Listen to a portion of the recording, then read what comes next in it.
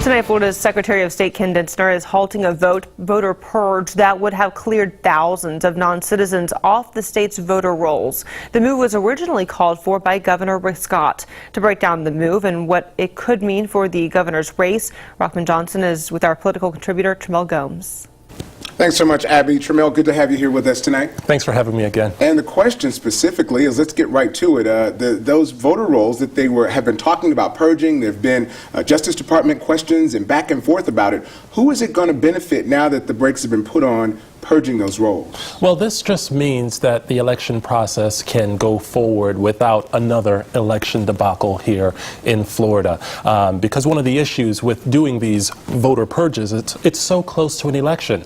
It's just a few months away when we come around November. So is it this time right now to go through that purge that could, in effect, take off an actual voter? So election supervisors are happy that this has actually been suspended. Now, a lot of minority groups are saying that it would unfairly hit African Americans, Latinos, people who are economically disadvantaged.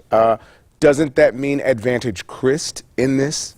It just means that how this has been paused. Like, Democrats are actually pointing that out heavily. They're taking any punch they can because this is an election year, and they're saying, like, this has been targeted, and there have been proof that it was targeted to minorities. So it's been put back, and that has been cleared for now. Let's get into the gubernatorial election. Obviously, I do want to talk a bit about what's going on in the legislature, but of course, Rick Scott, the Clash of the Titans, and Charlie Crist.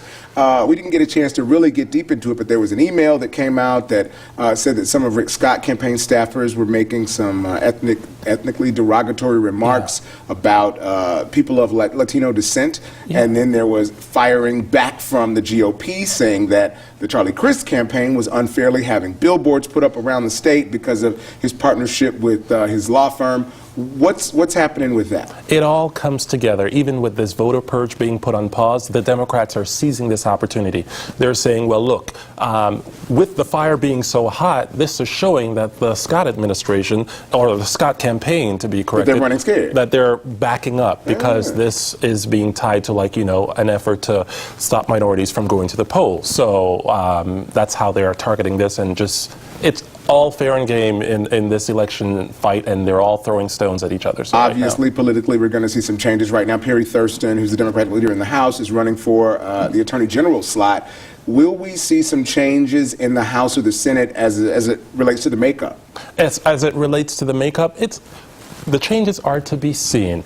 With regards, give me something. Give me something. Will the Democrats pick up Perry anything? Thurston, it is going to be a fight. And where the Republicans stand strong is that they have a lot of campaign cash in their coffers right now. So the to Democrats, fight and push things through. To distill it, probably won't pick up any seats. It's to be seen. I'm not ruling anything out. Remember, Governor Rick Scott, he came from obscurity, and he made it all the way to the governor's office. So anything can change. Gotcha. Thanks so much, Trimmel. Thank you. Our political contributor, Trimmel Gomes, joins us here on Tuesdays and Thursdays during the legislative session.